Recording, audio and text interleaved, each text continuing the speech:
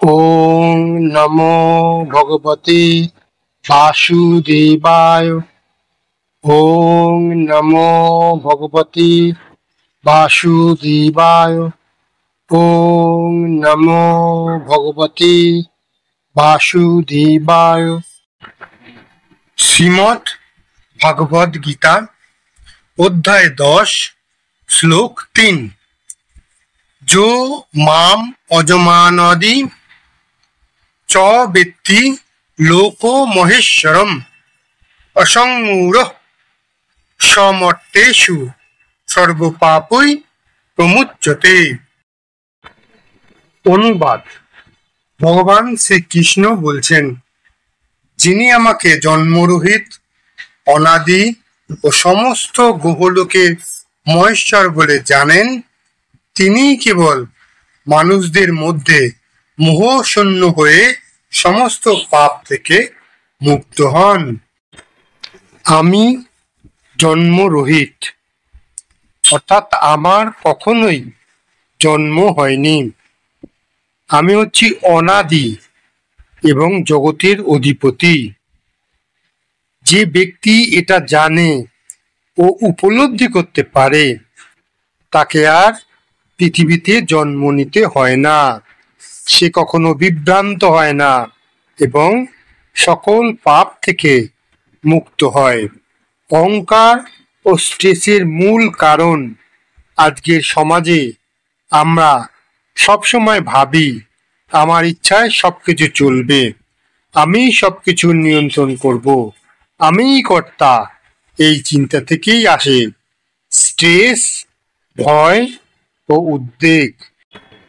যখন ব্যর্থতা আসে, আমাদের কাজ ঠিকমতো হয় না, তখন আমরা হতাশ হয়ে পড়ি, ব্যর্থতা আমাদের ঘিরে ধরে। কিন্তু এই শ্লোক বলছে, ভগবানই সমস্ত জগতের নিয়ন্ত্রক। সমস্ত জগৎ চলছে ভগবানের নির্দেশে, অর্থাৎ ভগবানই লোক মহেশ্বর, আমরা নই।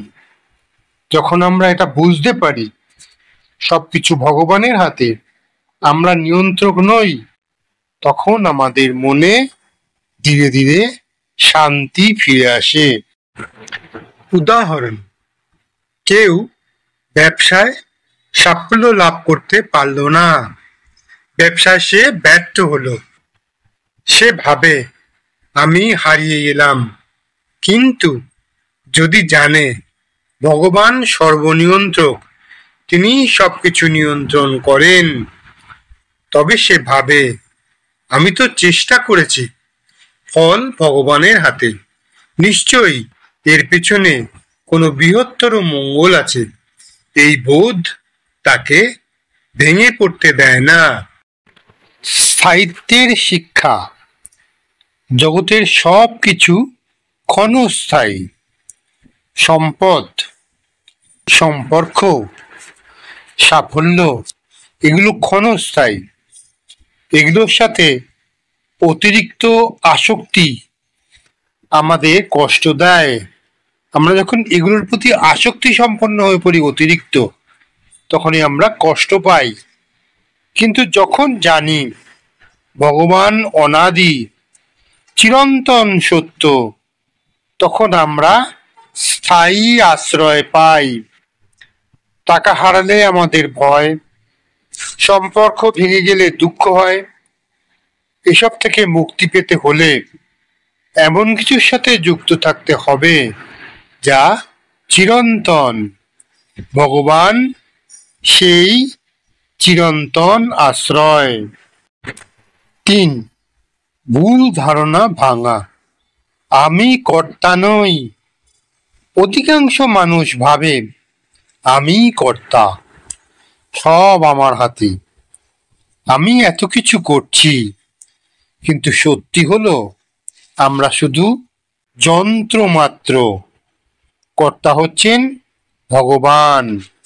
আমরা চেষ্টা করি, কিন্তু ফল তার হাতে, অর্থাৎ ভগবানের হাতে।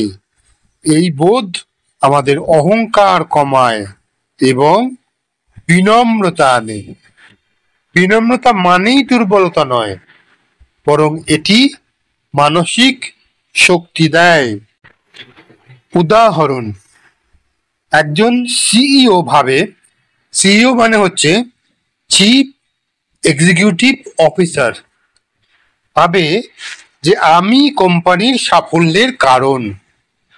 কিন্তু হঠাৎ মার্কেট ক্র্যাশ হলো, তার কোম্পানি ডুবে গেল, তার হাতে তখন কিছুই নেই। যদি আগে থেকেই সে বোঝে যে আমি চেষ্টা করি মাত্র, ফল সবসময় ভগবানের হাতে, তাহলে এই হঠাৎ ক্ষতিতে তার মানসিক ভারসাম্য নষ্ট হবে না। 4. পাপ থেকে মুক্তি, মানসিক স্বস্তি।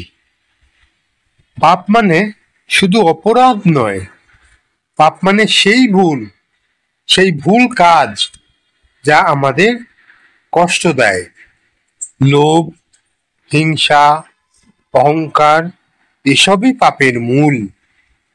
যখন বুঝি ভগবানই সবকিছুর কর্তা, তখন লোভ ও হিংসা কমে যায়, কারণ বুঝি সব তার ইচ্ছায় হয়। এতে শান্তি ও নৈতিকতা আসে।